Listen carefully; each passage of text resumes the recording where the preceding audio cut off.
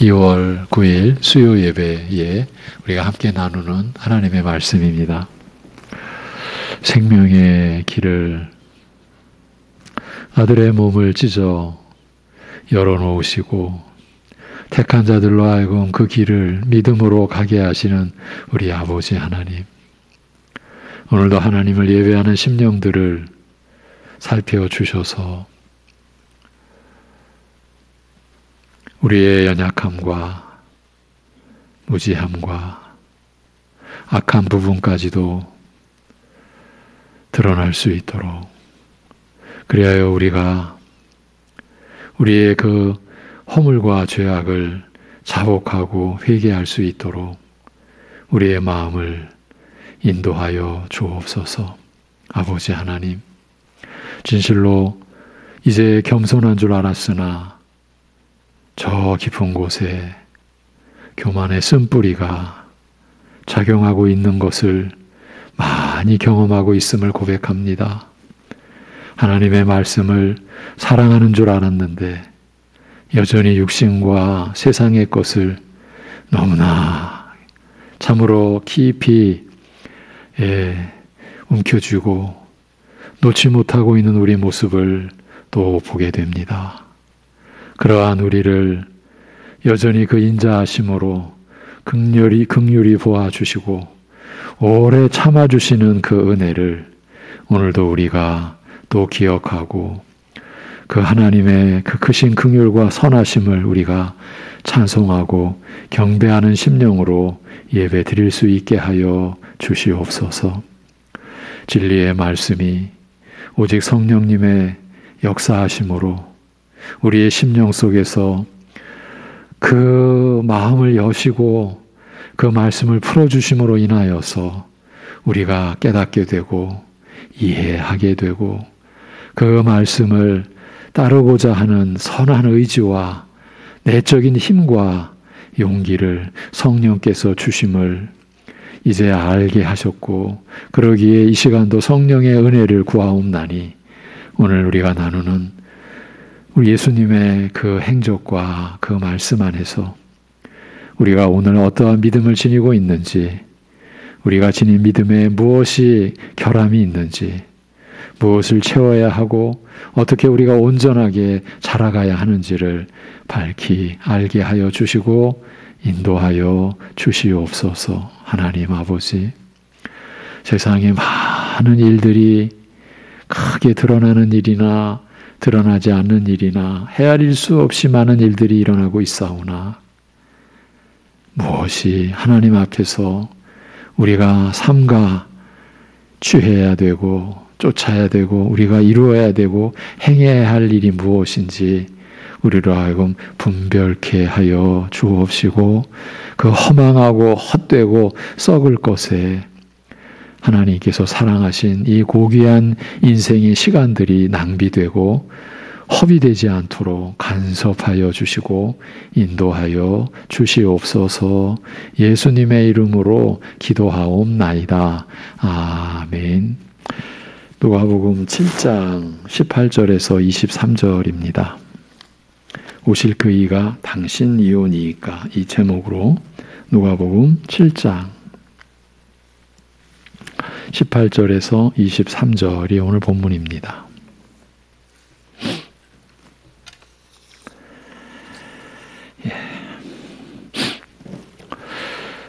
요한의 제자들이 이 모든 일을 그에게 알리니 요한이 그 제자 중 둘을 불러 주께 보내어 이르되 오실 그이가 당신이오니이까 우리가 다른 일을 기다리오리이까 하라 하매, 그들이 예수께 나아가 이르되 세례 요한이 우리를 보내어 당신께 여쭈어 보라고 하기를 오실 그이가 당신이오니이까 우리가 다른 일을 기다리오리이까 하도이다 하니, 마침 그때에 예수께서 질병과 고통과 및 악귀 들린 자를 많이 고치시며 또 많은 맹인을 보게 하신지라 예수께서 대답하여 이르시되 너희가 가서 보고 들은 것을 요한에게 알리되 맹인이 보며 못 걷는 사람이 걸으며 나병 환자가 깨끗함을 받으며 귀 먹은 사람이 들으며 죽은 자가 살아나며 가난한 자에게 복음이 전파된다 하라.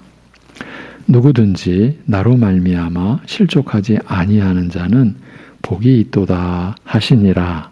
아멘. 오늘 말씀을 보면 중병에 걸린 백부장의 종을 낫게 하신 일과 죽어 장사하러 가는 과부의 아들을 살리신 일 등 예수님께서 행하신 모든 일들을 세례 요한의 제자들이 요한에게 고하였다는 말씀으로 시작하고 있습니다. 제자들이 전하는 말을 듣고 난 요한은 제자 중 두 사람을 불러 예수님께로 보내어 이제 묻게 하되 오실 그이가 당신입니까? 아니면 우리가 다른 사람을 기다려야 합니까? 라고 여쭈라 하였습니다. 세례 요한은 아마 이때에는 이미 감옥에 갇혀 있을 때였을 것인데 그는 감옥에 갇혀 있으면서도 자신이 메시아이시라고 증거하였던 예수님에 대해 깊은 관심을 가지고 예수님께서 가르치시며 행하시는 일들에 대하여 제자들을 통해서 듣고 있었던 듯합니다. 어떻게 보면 요한의 생애는 오직 이분이 메시아이심을 증거하기 위해 살아온 것인 만큼 또한 이제 그가 일할 시대가 끝나고 언제 죽을지 모르는 상황이었기 때문에 더 큰 관심을 가지고 예수님에 대하여 일일이 확인하고자 하였던 것 같습니다. 우리가 충분히 예측할 수 있고 추정할 수 있는 그런 내용이죠. 제자들이 예수님의 행적에 대하여 전하는 모든 말을 듣고서 요한은 제자 둘을 보내어 예수님께서 자신의 입으로 직접 확인하시는 말씀을 듣고자 하였던 거죠. 예수님께서 직접 입으로 확인해 주시는 그 말씀을 듣기를 원했던 겁니다. 세례 요한은 일생을 단 한 가지의 목적을 위해, 즉 그리스도께서 하나님의 메시아이심을 증거하기 위해 살아온 만큼 이제 죽음을 앞두고 자신의 증거가 진실된 증거였음을, 참된 증거였음을 새삼 확인함으로써 자신의 생애가 무의미하지 않았음을 확인하려 하였는지도 모릅니다. 그렇다고 봐야 되겠죠. 예. 얼마나 절실했겠습니까? 예. 세례 요한 역시 시므온처럼 주여 이제는 종을 평안히 놓아주시는도다라는 그 감사와 찬송으로 생을 마감하고 싶었는지도 모릅니다. 예. 이러한 내용이 구체적으로 성경에 기술되어 있지 않기 때문에 우리가 추정하는 듯이 말하지만 거의 맞지 않을까 싶습니다. 예. 여러분, 단 한 가지의 목적, 예. 그리스도께서 하나님의 메시아, 보내실 하나님의 아들, 구원자 됨을 증거하는 그 한 가지 목적으로 살아온 세례 요한이에요. 근데 지금 이제 감옥에 갇혀 있어요. 예. 하루하루, 예. 언제 그 육신의 생애가 이제 끝나게 될지 아무것도 모르는 그런 상황에서, 그러나 그의 모든 관심은 예수님께서 참 메시아이신가, 지금 거기에만 모든 게 쏠려 있는 그 모습을 우리에게 보여주고 있습니다. 예. 하나님의 백성으로서, 하나님의 나라에 속한 자로서 하나님의 나라를 소유하게 된 우리 믿는 자들의 삶이 이러한 일들을 우리가 다 받은 거죠. 이러한 은혜를 우리가 다 받은 거예요. 예. 우리는 거저 받았는데 우리에게 이 생명의 복음이 주어지는 과정은 이렇게, 예. 창세기에서부터 기록된 대로, 예. 헤아릴 수 없는 하나님의 역사, 그 역사를 심부름한 수많은 주의 사람들, 주의 종들의, 예. 그 섬김 속에서 우리에게 이렇게 복음이 임한 것이죠. 예. 우리가 성경을 보는 감동이 여기에 있는 거죠. 예. 요한의 제자들이 예수님께 와서 그 선생의 말을 전하였습니다.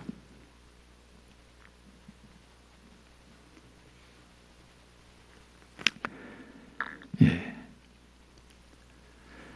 세례 요한이 자기 선생의 말을 전한 거죠. 세례 요한이 우리를 보내어 당신께 여쭈어 보라고 하기를 오실 그이가 당신입니까? 우리가 다른 일을 기다리오리까 하더이다. 예. 마침 그때 예수님께서는 질병과 고통과 악한 영들로 괴로움받는 많은 사람들을 고쳐 온전케 하시며 많은 맹인들을 보게 하시는 일을 하고 계셨습니다. 예수님께서 요한의 제자들에게 대답하시되 너희가 가서 보고 들은 것을 요한에게 알리되 맹인이 보며 못 걷는 사람이 걸으며 나병 환자가 깨끗함을 받으며 귀 먹은 사람이 못 듣는 사람이 들으며 죽은 자가 살아나며 가난한 자에게 복음이 전파된다 하라고 하셨습니다. 요한의 제자들이 요청한 것이 예수님께서 참으로 메시아이신지 확인하여 달라는 것이었다고 한다면 직접 내가 메시아다 이런 식으로 그렇게 확인하여 달라는 것이었다고 한다면 예수님의 이러한 대답은 동문서답에 가까운 것으로 들립니다. 세례 요한의 그 의도, 예수님께서 직접 자신의 입으로 확인하시는 말씀을 듣고자 했던 그런 의도를 생각한다면 예수님의 이 대답은 동문서답에 가깝지 않은가 그렇게 볼 수 있다라는 겁니다. 그러나 만일 예수님의 대답이 요한의 질문 의도와 동떨어진 것이 아니라 그 질문에 정확하게 대답하신 것이라면 예수님의 대답은 대개 다음과 같은 뜻이었다고 할 수 있습니다. 너희가 보고 들은 모든 것, 즉 내가 행하는 모든 일과 가르치는 모든 말씀이 내가 메시아임을 증명하는 증거라는 뜻의 대답이라는 말입니다. 그렇죠?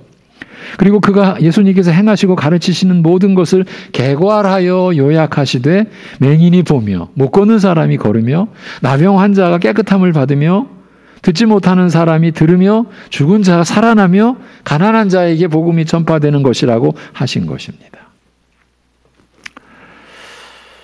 이제 여기서부터 우리가 좀 생각을 해봐야 됩니다. 그러나 이러한 해석은 우리를 더욱 곤혹스럽게 만듭니다. 어째서 맹인으로 하여금 보게 하시는 것이나 못 걷는 사람을 고치시는 일, 나병 환자를 고치시는 일, 귀 먹은 사람, 듣지 못하는 사람으로 하여금 듣게 하시는 일, 죽은 자를 다시 살리시는 일, 가난한 자에게 복음이 전파되는 일이 그가 메시아라는 사실을 증명하는 증거가 되는지 설명이 쉽지 않기 때문입니다.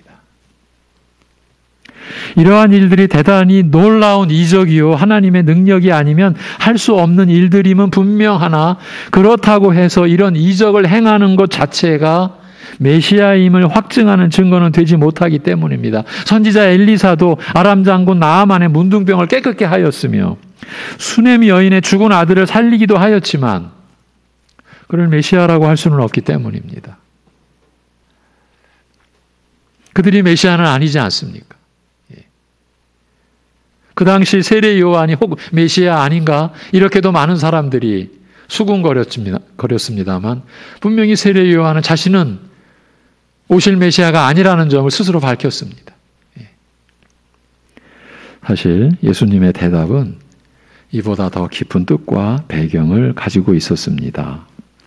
예수님께서는 자신이 이러한 놀라운 이적을 행하시기 때문에 자신의 행적이 자신의 메시아 되심을 증명하는 증거가 된다고 말씀하신 것이 아니었습니다. 이제 이 점을 오늘 우리가 분간해 가야 됩니다. 내가 이런 놀라운 이적을 행했기 때문에 이 행적이 나의 메시아됨을 증명하는 증거다. 이렇게 말씀하신 것이 아니었다라는 거예요. 이런 이적을 행하는 능력 자체가 자신이 메시아임을 증명하는 증거라는 뜻으로 하신 말씀이 아니었습니다. 오히려 예수님께서는 구약 선지자들이 메시아에 대하여 예언한 말씀들, 특히 이사야 선지자의 예언을 염두에 두시고 이렇게 대답하신 것이었어요. 이 점이 중요한 거예요.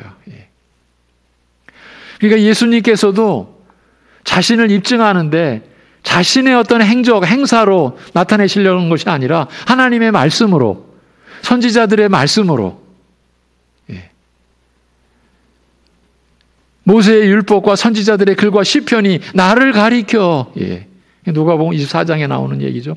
나를 가리켜 말한 것이라고 하는 그 말씀대로 언제나 그러한 취지에서 그러한 입장에 서셨던 것이에요. 오히려 예수님께서는 이렇게 구약 선지자들이 메시아에 대하여 예언한 말씀을 염두에 두시고 대답하신 거예요. 선지자 이사야는 앞으로 하나님께서 그의 메시아를 보내어 이스라엘을 구원하실 것에 대하여 예언하되 맹인이 보게 될 것이며 이렇게 예언한 거예요.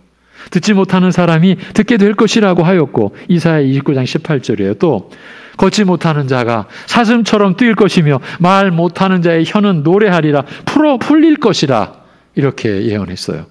이사야 35장 6절이에요. 따라서 예수님의 대답의 의도는 옛 선지자들이 예언하기를 앞으로 메시아가 오시면 행하리라고 한 바로 그 일을 내가 지금 행하고 있으므로 내가 행하는 모든 일이 내가 메시아임을 증명한다는 뜻이었습니다. 말하자면 메시아에 대해 예언한 옛 선지자들의 예언이 지금 예수님에게서 이루어지고 있다라는 사실이 바로 예수님이 메시아이심을 확증하는 증거라고 하신 것이에요. 내가 행하는 모든 일을 보라. 이것들은 바로 옛 선지자들이 메시아가 오시면 행하시리라 하신 그 일들이 아니냐라고 말씀하셨다라는 것이에요. 이것이 예수님의 그 대답 속에 담긴 본래의 뜻인 거죠. 여러분, 다시 확인해 드립니다. 예수님께서 놀라운 이적을 행하시기 때문에 그 놀라운 행적이 예수님의 메시아 되심을 증명하는 증거가 된다라고 말씀하시지 않으셨어요? 예. 구약에 하나님께서 보내사 그 멸망해가는 이스라엘에게 그것도 무슨 흥왕해가는 이스라엘이 아니라 멸망해가는 이스라엘에게 너희들을 그 심판의 멸망과 저주에서 구원해낼 메시아를 보낼 때 그가 이런 일을 행하리라 그 말씀으로 자신을 나타내셨다라고 하는 점에 우리가 착안해야 됩니다. 예. 여러분, 우리가 말씀에 근거한 신앙을 갖는 게 그렇게 지금 힘들어요. 예. 우리가 너무 훈련이 안 됐어요. 좀 세상적인 얘기 하나만 해볼까요? 바다 건너 아니면 유럽 쪽 그쪽에서의 교육과 우리나라의 교육의 어떤 차이를 여러분이 얘기 많이 하는 것, 귀가 따갑도록 들으셨죠. 그쪽은 이렇게 대화하는 교육, 토론하는 교육이 일반화됐다면 우리는 그저 뭡니까? 주입식이라고 하는 얘기 많이 들었잖아요. 근데 그게 잘 안 고쳐지잖아요. 이게 우리의 민족성과 관련도 있고 우리의 그 문화 교육적인 그러한 상황 다 결부가 돼서 이게 웬만해서는 안 고쳐지는 거예요. 한 예를 들은 것뿐이에요. 지금 우리가 말씀에 근거한 신앙, 말씀으로 우리가 믿음을 취하는 것에 있어서 우리는 얼마나 지금 안 되어 있는지, 연약한지 우리가 이것을 또 깨닫고 또 확인할 수 있어야 돼요. 오늘도 그와 유사한 그런 맥락이 나온 거예요. 그래서 할 수 있는 한 말씀을 가까이 놓고 말씀을 사랑하셔야 되고요. 말씀을 취해야 돼요. 예. 그러나 여기서 끝나지 않아요. 그러나 이것이 그러니까 내가 행하는 이것들이 바로 옛 선지자들이 메시아가 오시면 행하시리라고 하신 그 일들이 아니냐? 그것으로 나를 지금 여러분들에게 보였다. 이것이 예수님께서 의도하신 뜻의 전부였다라고 생각하기에는 무언가 미진한 느낌을 또 갖게 되는 거예요. 달리 말하면 과연 예수님께서 메시아로서 베푸시는 구원의 은혜가 단순히 맹인의 눈을 뜨게 하고 못 듣는 사람으로 하여금 듣게 하는 등 육신의 불구나 장애를 고쳐주시는 것이요 우리 죽은 육신이나 다시 살리시는 일에 불과한가라는 의문을 가질 수밖에 없는 것이에요. 그리고 이러한 의문의 근거를 우리는 이사야의 예언 자체에서 발견할 수 있어요. 잘 한번 들어보십시오. 좀 긴데 이사야 42장 18절 이하에 보면 이러한 말씀이 있습니다. 너희 못 듣는 자들아 들으라. 너희 맹인들아 밝히 보라. 지금 못 듣는 자들아 맹인들아 이렇게 말하고 있어요. 맹인이 누구냐? 내 종이 아니냐? 누가 내가 보내는 내 사자같이 못 듣는 자겠느냐? 예. 누가 내게 충성된 자같이 맹인이겠느냐? 누가 여호와의 종같이 맹인이겠느냐? 내가 많은 것을 볼지라도 유의하지 아니하며 귀가 열려 있을지라도 듣지 아니하는도다. 예. 지금 눈은 열려 있는데 못 보고요. 귀가 열려 있는데도 못 듣는다. 그 얘기죠. 여호와께서 그의 의로 말미암아 기쁨으로 교훈을 크게 하며 존귀하게 하려 하셨으나 이 백성이 도둑 맞으며 탈취를 당하며 다 굴 속에 잡히며 옥에 갇히도다. 노략을 당하되 구할 자가 없고 탈취를 당하되 되돌려 주라 말할 자가 없도다. 너희 중에 누가 이 일에 귀를 기울이겠느냐? 누가 뒤에 올 일을 삼가 듣겠느냐? 야곱이 탈취를 당하게 하신 자가 누구냐? 이스라엘을 약탈자들에게 넘기신 자가 누구냐? 여호와가 아니시냐? 우리가 그에게 범죄하였도다. 그들이 그의 길로 다니기를 원하지 아니하며 그의 교훈을 순종하지 아니하였도다. 그러므로 여호와께서 맹렬한 진노와 전쟁의 위력을 이스라엘에게 쏟아 부으시며 그 사방에서 불타오르나 깨닫지 못하며. 여러분, 지금 여호와께서 약탈자에게 이스라엘을 넘겨주셔서 그 사방에서 지금 불타오르는데, 그 진노의 불이 타오르고 있는데 깨닫지 못하며, 예. 몸이 타나 마음에 두지 아니하는도다. 이사야 42장 18절에서 26절입니다. 지금 몸이 타는데 마음에 두지 않는다는 거예요. 여러분, 이럴 수 있습니까? 근데 이스라엘의 영적 실상이 이렇다라는 말이에요. 저희가 이사야서를 수요일 날 참 힘들게 말씀 나눴죠. 저 정말 힘들었거든요. 근데 중간에 일단 멈췄어요. 다음에 하겠다고. 10장, 20장 가면서, 예. 근데 우리가 1장부터 얼마나 힘들었습니까? 너희들 온몸이 상투투성이다. 이제 이스라엘을 한 몸에 비유할 때 온몸이 상투투성이에요. 성한 데가 없어요. 성한 데가 없는데 정신을 못 차려요. 이것이 하나님 앞에서의 죄인된 인간의 형상, 유일하게 선민으로 택함받은 이스라엘의 모습이 이러했어요. 이게 뭘 말하는 거예요? 이 인간, 우리의 모든 죄인의 모습이라는 거예요. 그러니 여러분, 우리가 하나님 앞에서 뭘 좀 안다고, 뭘 좀 깨달았다고, 우리가 뭘 행한다고, 뭘 우리가 드러내고 하는 것이요. 지금 사방에서 불타는데 깨닫지 못하고 몸이 타고 있는데 마음에 두지 않는 그러한 모습일 수 있다라는 거예요.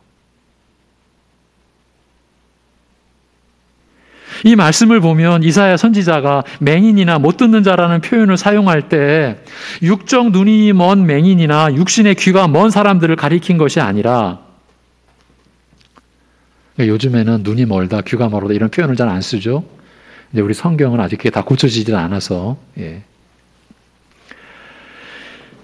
그런 걸 가리키는 것이 아니라 육신의 눈은 떠 있어 많은 것을 보면서도 깨닫지 못하며, 육신의 귀는 열려 있어 모든 것을 들으면서도 이해하지 못하는 영적인 맹목과 무지를 가리키고 있음을 알 수 있어요.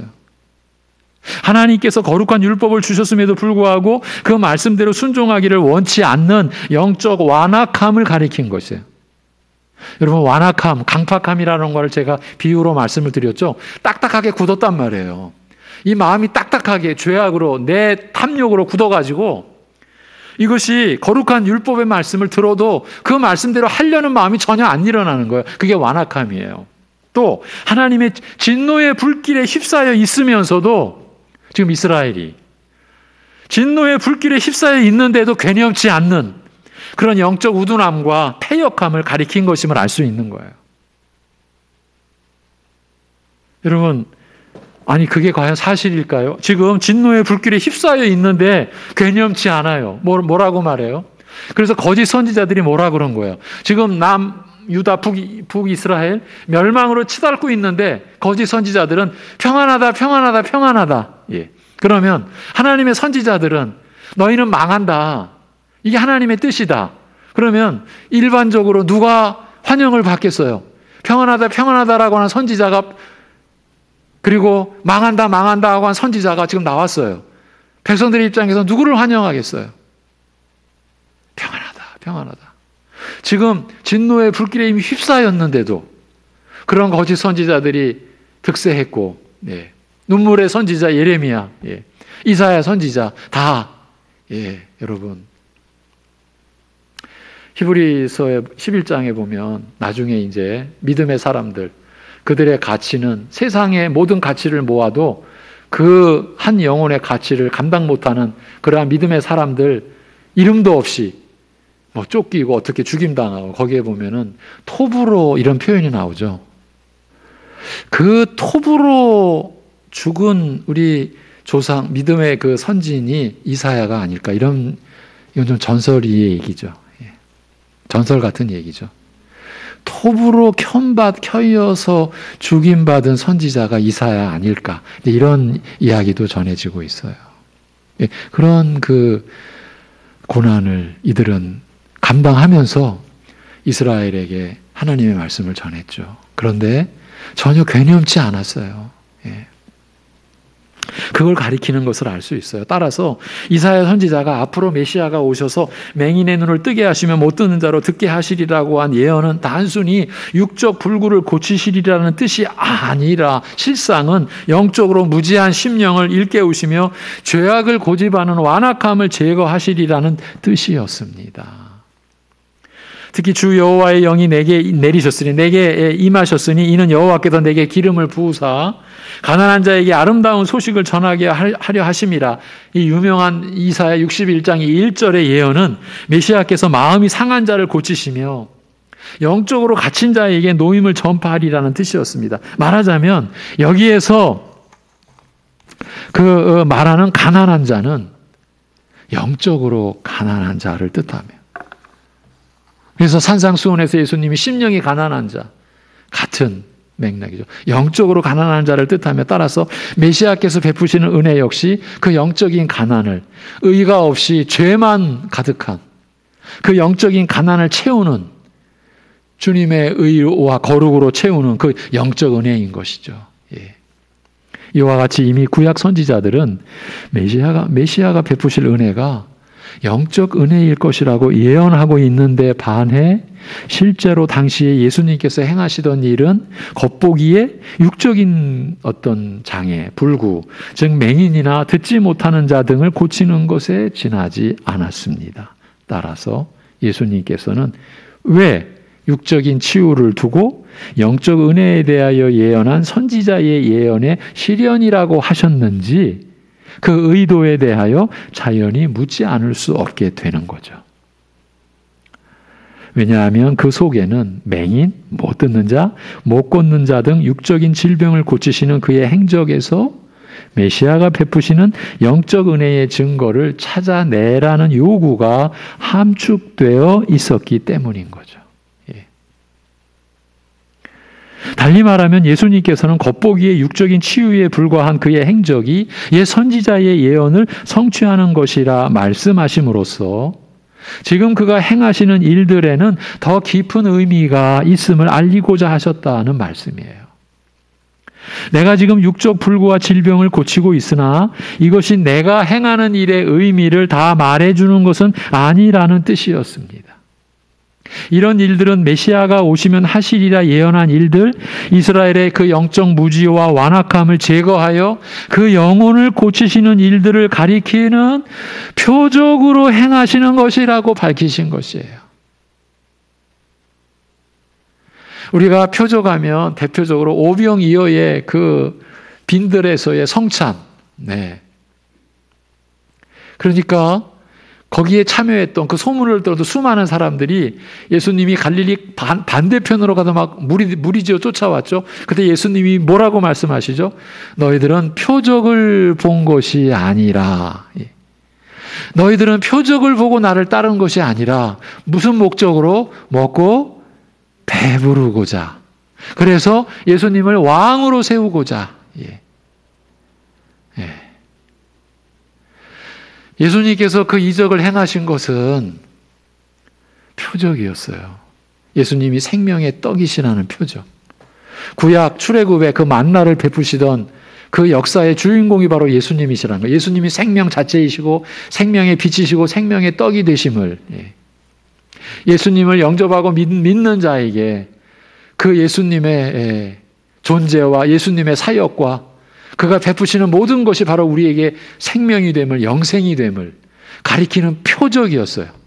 그런데 우리 무지한 인생들은 먹고 배부른 것만 만족해 한 거예요. 그것만 또 보고 예수님을 쫓아왔어요. 너무나 한탄스러워 하시면서 너희들은 표적을 본 것이 아니다. 먹고 배부른 까닭이다. 여러분, 오늘날 교회가 이 표적의 은혜를 못 붙잡고요. 먹고 배부르는 것에 우리가 빠져 있는 숱한 증거들을 갖고 있는 거예요, 교회가. 예. 그리고 그렇게 조장하는 또 거짓의 말씀, 거짓된, 예. 말씀 아닌 거짓 말씀들이 또 얼마나 흥왕했는지 우리가 경험해 왔어요. 수십 년 동안. 예. 예. 여러분, 만일 예수님께서 요한의 제자들에게 너희가 보고 들은 것을 가서 전하라고만 하셨다면 이들은 예수님께서 그저 육신의 불구나 고치시며 육적 생명에서 살리시는 분이라는 뜻으로 오해할 수도 있었습니다. 그러나 예수님께서는 옛 선지자의 예언을 빌어 그가 메시아로서 행하실 일이 단순히 육적 차원의 것이 아님을 밝히셨어요. 이것이 예수님의 의도였어요. 그리고 구약에 이미 선지자들도 이미 이걸 알고 있었고 메시아가 베푸실 은혜가 영적 은혜의 일이라는 걸 이미 알고 있었고 그래서 그렇게 전했고 바로 그 점을 예수님께서 밝히신 거예요. 지금 예수님께서 맹인과 못 듣는 자를 고치시는 것은 예수님께서 영적 무지와 완악함을 고치시는 분이심을 나타내기 위한 표적이요. 예수님께서 나병 환자를 고치시는 것은 죄의 영적 더러움, 죄로 인한 그 불결함, 더러움을 부패케 된 그 더러움을 정결케 하심을 나타내기 위함이요. 죽은 자의 육신을 살리신 것은 무엇보다 우리의 죽은 영혼을 살리시고 마지막 날에는 썩지 아니하는 몸으로 부활케 하실 것을 나타내기 위하여 표적으로 행하신 것이었다. 이것을 드러내신 거예요. 이걸 밝히신 거예요. 예. 세례 요한은 하나님께서 옛 선지자들을 통하여 예언하신 메시아가 어떤 분이시며 어떤 일을 하실 것인지에 대하여 잘 알고 있었을 것입니다. 그는 계시를 통하여 예수님께서 메시아이시라는 단순한 사실만을 알았다기보다 하나님께서 메시아를 보내신 이유와 목적을 깊이 이해하고 있었을 것입니다. 이 아이여, 내가 지극히 높으신 이의 선지자라 일컬음을 받고 주 앞에 앞서가서 그 길을 예비하여 주의 백성에게 그 죄사함으로 말미암는 구원을 알게 하리니 이는 우리 하나님의 긍휼을 인함이라고 예언한 부친 사가랴의 그 말을 기억하고 있는 이 세례 요한은 그가 증거할 메시아에게서 단순히 육적 불구나 질병을 고치시는 것을 기대하지는 않았을 것입니다. 여러분, 그 부친 사가랴의 말 중에도요, 이 복음의 핵심이 담겨 있는 거예요. 뭐라고요? 그 길을 예비하여 주의 백성에게 그 죄사함으로 말미암는 구원을 알게 하리니. 예. 제가 우리 자신에게 이렇게 한번 물어보는 거예요. 여러분, 죄사함의 은혜를 얼마나 기뻐하고 얼마나 찬양하고 얼마나 감사하며 삽니까? 벌써 이 질문 하나만 해도요, 우리의 믿음이 어쩌면 위태스럽다고 여길 수도 있어요. 죄사함의 은혜에 대한 감사와 감격과 찬송과 경배는 어쩌면은 옛일. 우리 한때 했었지. 그렇습니까? 여러분, 일용할 양식을 구하라고 기도를 가르쳐 주셨죠. 그 일용할 양식이 영육간의 양식이라고 우리는 그렇게 고백하지만 그 본질은 영적인 은혜죠. 그 다음이 뭡니까? 우리의 죄를 사하여 주옵시고. 이게 일용할 양식에 속한 거예요. 우리가 매일 죄사함의 은혜를 구하며 살아야 할 우리라는 걸 일깨워 주신 거잖아요. 그 기도로. 그러면 우리가 그 기도대로 우리의 삶이 이루어져야 된다는 얘기는 우리가 여전히 죄 가운데 있는 것이고 우리는 날마다 그 죄사함의 은혜를 구함으로써 감사와 기쁨으로 우리가 살아가야 하는 거죠. 그 부친 사가랴가 세례 요한에게 메시아의 사역의 본질을 이 한마디로 죄사함으로 말미암는 구원을 알게 하리니. 여러분, 이런 구절을 주님의 은혜 안에서 우리가, 성령님 안에서 우리가 붙잡아 그런 우리의 믿음을 늘 새롭게 해나가는 그런 영적 훈련이 필요하죠. 자, 계속 이어서 아담 이래로 죄와 죽음의 저주 아래에서 고통당하는 이스라엘과 모든 사람을 이 영적 저주의 얽매임에서 자유케 하실 것을 바라고 기다렸을 거예요. 세례 요한은. 메시아의 사역, 그를 보내는 하나님의 뜻을 알고 있었을 그가 바랬던 거는 이 이스라엘과 모든 사람을 이 영적 저주의 얽매임에서 자유케 하실 것을 바랐고 그걸 기다렸을 것이에요. 그래서 그는 하나님의 계시로 메시아라고 온 이스라엘 앞에 소개하고 증거한 예수님에게서 이 은혜의 역사, 이 은혜의 일이 이루어지기를 간절히 기다렸을 것입니다. 그러나 자신의 죽음을 앞둔 시점에 이르기까지 예수님께서 행하시는 일에는 세례 요한의 관점에서는 특별한 것이 없었습니다. 그가 기대한 만큼의 놀라운 구원, 궁극적인 구원의 은혜는 발견하기 어려웠습니다. 이것이 세례 요한의 입장이었던 거예요.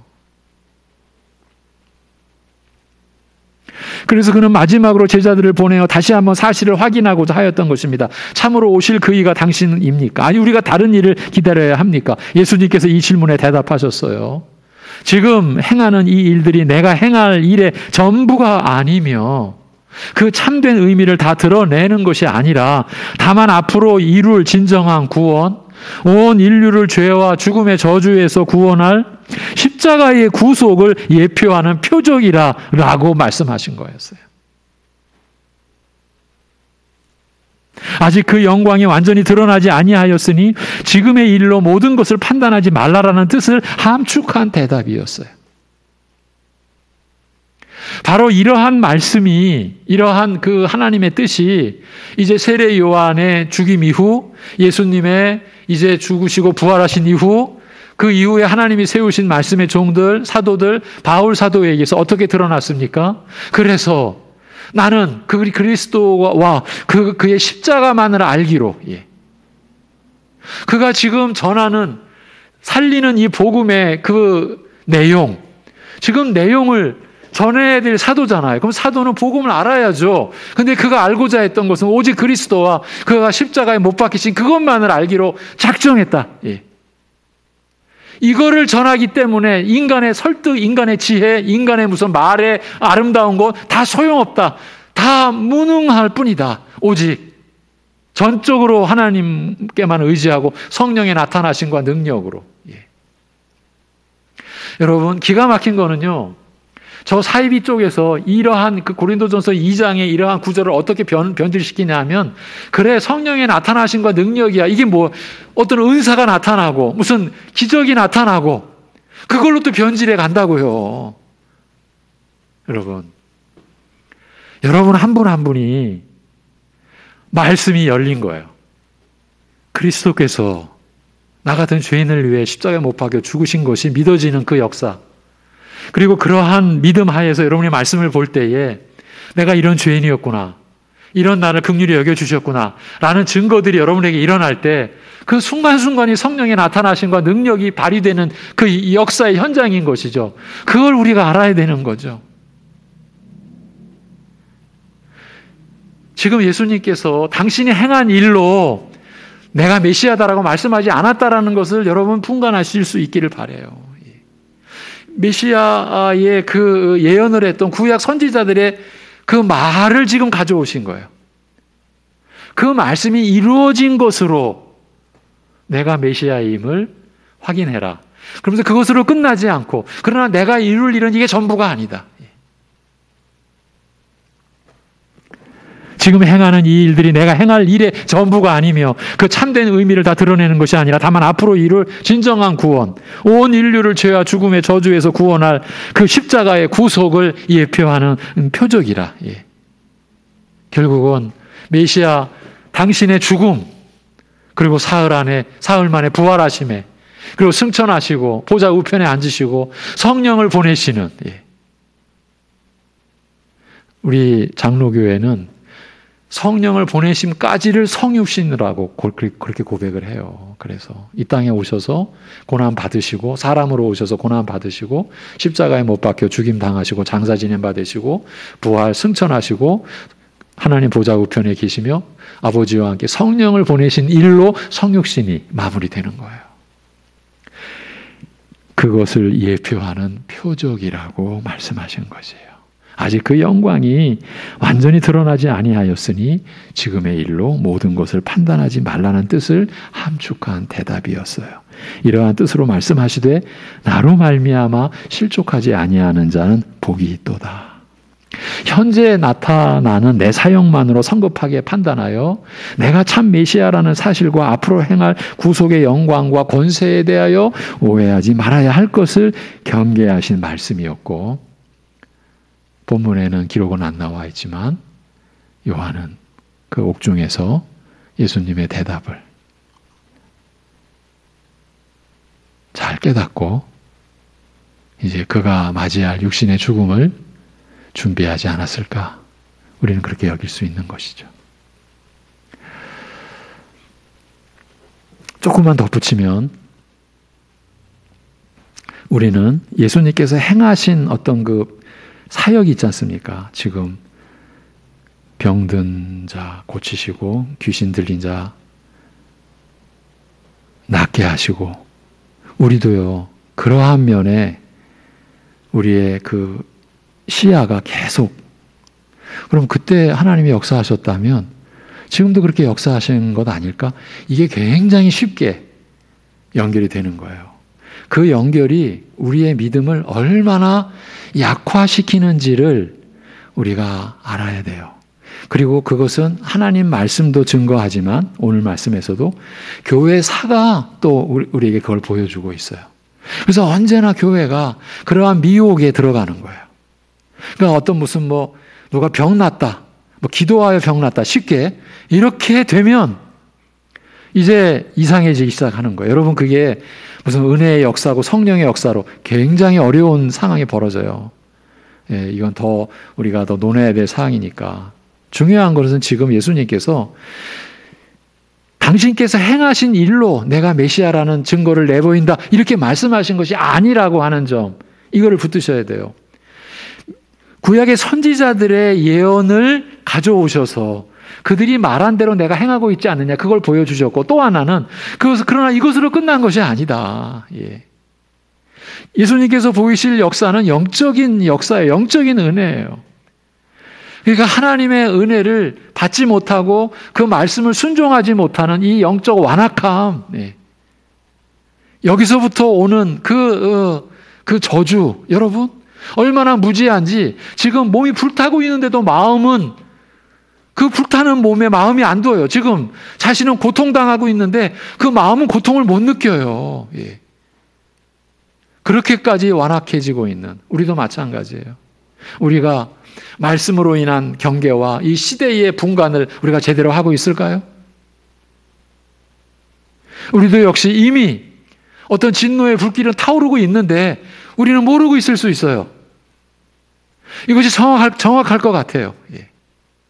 그러니까 내가 교만해지는 상황에서 우리 주님은 여러 가지 상황적으로 말씀을 통해서 내가 지금 교만함으로 인한 그 죄악의 불길에 내 몸이 타오르고 있는데 우리는 그걸 모르는 거예요. 내 마음은 개념치 않는 거예요. 교만함을 일깨워주는 말씀을 가르쳐도 우리가 20년 말 몇 개월 동안 누가 크냐라는 주제를 가지고, 예, 그때 마지막에 포도원 품꾼의 비유로 마무리를 했죠. 몇 년 전에 그 포도원 품꾼의 비유로 말씀을 전한, 이 강단에서 말씀을 전한 그 어린 후배 선교사가 오늘 우리 교회 방문했었어요. 예. 일본에 가서 일본에 있는 중국인들을 선교하는 이 선교사가 거기서 현실을 깨달은 거예요. 말씀을 이렇게 전해서는 안 되겠다. 예. 그리고 이제 이거 녹음이 되는데 이런 건 좀 곤란한데 그냥 얘기를 하죠. 일본 사람들이 한국인을 기본적으로 무시한답니다. 그래서 한국에서 온 교육자, 신학자라고 하면은 일단 존중하는 면에서 차등이 안 돼요. 그래서 내가 이 땅에 있는 영혼들과 중국인들을 섬기기로 했다면 다시 준비하자. 그래서 2년 전에 와가지고 우리 합신에 가서 신학 석사 과정을 다시 밟았어요. 그러나 거기서 끝나지 않고 미국이나 캐나다는 너무 학비가 비싸서 다들 권하기를 유럽으로 가라, 독일로 가라. 그래서 또 한 5년 가서 다시 이제 신학의 깊이와 풍성함을 해가지고 다시 일본 땅에 들어가서 그 일본 사람들과 그 안에 중국인들에게 복음을 전하겠다. 이거는 여러분 보통 결심이 아니에요. 그도 지금 40을 넘어가는데 생각해 보십시오. 그 두 아이들 데리고 지금 가서 독일어의 ABC들을 공부 시작하는 거예요. 영어는 잘하고 일본어도 잘하는데 여러분 그런 고난의 길을 지금 다시 선택해서 우리 교회가 이제 협력하니까 인사드리러 온 거예요. 와서. 근데 내가 그 선교사를 기억을 해요. 그가 바로 그 포도원 품꾼의 비유를 제가 그의 설교를 들으면서 은혜를 받았어요. 너무 명쾌하게. 우리가 맨 마지막에 들어온 사람들 아닙니까? 그런데 우리는 내가 맨 처음은 아니더라도 오전 9시에는 들어왔지. 우린 대개는 그러고 산단 말이에요. 그러면 그거를 주님은 일깨우실 거 아닙니까? 그 일깨우시는 여러 가지 지금 하나님의 그 책망에 어떠한 뭔가가 있는데 우리는 그걸 못 깨닫는 거죠. 그 못 깨닫는 이유가 말씀을 보는 데에 있어서 오병이어의 표적을 가져와 본다면 먹고 배부르는 것에만 우리의 눈이 꽂히게 되고 예수님이 뭔 이적을 나타냈다 하는 것에 우리의 눈이 꽂히는 거예요. 그게 아니라 그 표적이라 우리의 완악함, 이 교만함, 온유함과 겸손함을 결코 감당하지 못하는 이 강팍하고 완악함을 일깨우시려는 것은 못 본단 말이에요. 못 봐, 이게. 그래서 평생 신앙생활에도 성품의 근본적인 변화가 그렇게 없는 거예요. 여러분 솔직히 말씀을 드려요. 선배 목사님들, 같이 목회하는 목사님들 연세 쭉 이렇게 되시면서 신앙의 연륜 쌓이면서 그야말로 말씀으로 변화되고 그리스도의 성품의 장성한 분량에 이르러가는 신자들 우리 목회자들을 포함해서 뵙기가 쉽지 않다. 여러분 이게 현실입니다. 우리로 하여금 그저 낙심케 하려는 의미만이 아니고요. 그렇기 때문에 우리가 용기를 가질 수 있는 거예요. 하나님의 은혜로 우리가 그렇게 되어지자. 이제 말씀을 정리하겠습니다. 지금 세례 요한의 지금 당신이 그입니까? 라고 하는 질문은 그의 인생이 걸린 질문이에요. 지금 예수님이 행하시는 것은 저게 아닌데 이게 세례 요한의 관점이에요. 그래서 내가 하는 일은 이 선지자들의 예언대로 성취하는 일이지만 이 일로 끝나는 게 아니다. 이건 표적이다. 내가 십자가 구속으로 드러낼 그 영원한 저주와 죄와 사망 가운데서 건지실 그 영적 구원의 하나의 표적에 불과하다. 그거를 나타내 줬다라고 하는 그 사실. 그래서 우리가 오늘 우리도 이 겉으로 드러난 그러한 의미에 우리가 붙잡히면 안 돼요. 그 안의 것. 결국 예수님께서 그 십자가 구속으로 인해서 우리에게 주신 그 은혜를 우리가 붙잡는 것이 살 길인 거예요. 그게 교회가 세워지는 길이고 우리 각자가 살 길인 거예요. 여러분 말씀을 보십시오. 외적으로 우리가 뭘 취하고 뭐하고 사실은요 그렇지 않아요. 없어요. 우리 새벽 예배 대사님께서 이제 마무리해야 되는데 이게 마무리가 또 쉽지 않네요. 또 하다 보니까 또 자꾸 늘어나는데 이게 다 내적인 거예요. 영적인 거예요. 겉으로 드러나는 거라면 말이 좀 쉬워요. 그런데 다 내적인 거예요. 내면적인 것, 영적인 것. 여기에 우리의 은혜가 달려있기 때문 아니겠습니까? 기도하겠습니다. 하나님 아버지, 우리에게 메시아를 보내주셨습니다. 천하를 지으시고 그 지으신 것을 보존하시는 그런 주님이신데도 온갖 고난 다 당하시고 그 저주의 십자가를 지심으로 그 영원한 저주에 우리를 구속하신 이 십자가 은혜를 지금 앞두시고 가시면서 세례 요한에게 제자들에게 자신을 나타내시는 주님의 심정, 그 주님의 뜻과 주님의 마음을 우리 또한 함께 할 수 있게 하여 주옵시고 오늘 우리가 받은 이 은혜가 얼마나 귀한 것인지 우리가 하나님의 말씀을 너무 미약한 중에라도 깨닫고 그것을 우리가 믿음으로 우리가 받는 것이 얼마나 놀라운 성령님의 나타나심이고 역사인지 그것이 진정 우리 주님께서 십자가에 못 박히심으로 그리고 부활하심으로 승천하시사 성령님을 보내주셔서 이루신 일이라는 것을 우리가 바로 깨닫고 그것이 우리에게 감사가 되고 감사가 되는 만큼 겸손함과 온유함을 가지고 우리가 주님을 섬기듯 우리가 서로를 섬길 수 있는, 그래서 내가 은혜를 받아 하나님께 귀하게 여김받은 것처럼 내 앞에 있는 모두가 그러한 귀한 하나님의 존재, 하나님의 그 긍휼과 영광을 입은 존재임을 우리가 높일 줄 알고 섬길 줄 아는 이러한 관계로 우리 성도의 가정이, 우리 교회가 세워져 가는 은혜를 허락하여 주시옵소서. 하나님 아버지, 우리가 이 땅을 살아가나 하나님 나라에 속한 자로 살아가기에 우리가 이 땅의 나라를 구하는 게 아니라 하나님의 나라를 구하는 우리 신자들임을 잊지 않게 하여 주시옵소서. 연약함 중에 있는 우리 가족들, 지체들, 또 병환 중에 극복해 가야 하는 과정 중에 있는 모든 우리 지체들 붙들어 주시고 회복의 역사로 하나님께서 허락하여 주시옵시고 우리가 주님의 그 선하심과 인자하심의 은혜 안에서 우리가 또 이렇게 육적인 은혜도 받아 누리면서 살아가는 우리들 되게 붙잡아 주시옵소서. 이 모든 것을 주님께 의탁하옵고 우리 주 예수 그리스도의 이름으로 기도하옵나이다. 아멘.